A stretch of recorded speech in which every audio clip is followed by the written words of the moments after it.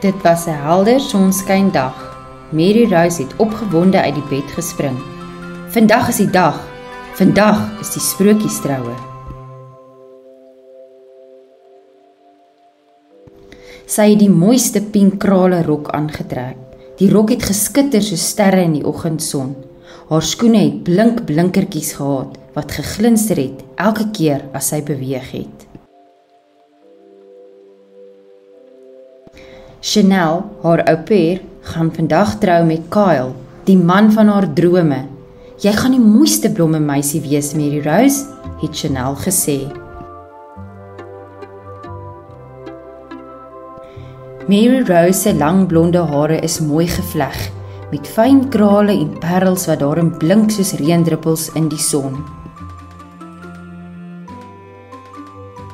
Sy het haar kransie van parels en blinkertjies op haar kop gesit. Ek lyk soos 'n prinsessie, het sy in die spieël gefluister. Toe sy by die kerk aankom, was daar 'n lang rooi tapuit wat voor haar uitgestrek het, reguit tot by die groot blink deure. Sy het begin roosblare strooi, pink en rooi blare wat vars en lekker geruik het.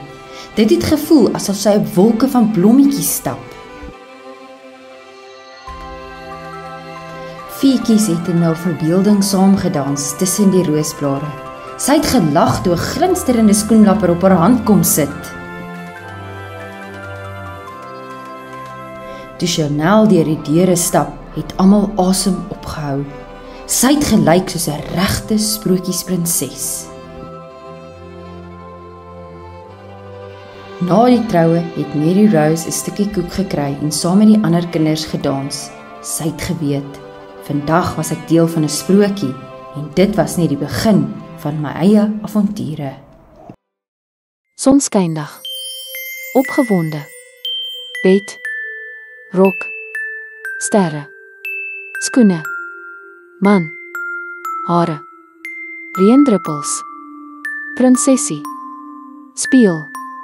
Kerk. Rooi tapuit. Roosblare. Wolke. Blommetjies. Feetjies. Skoenlapper. Hand. Deure. Koek. Dans.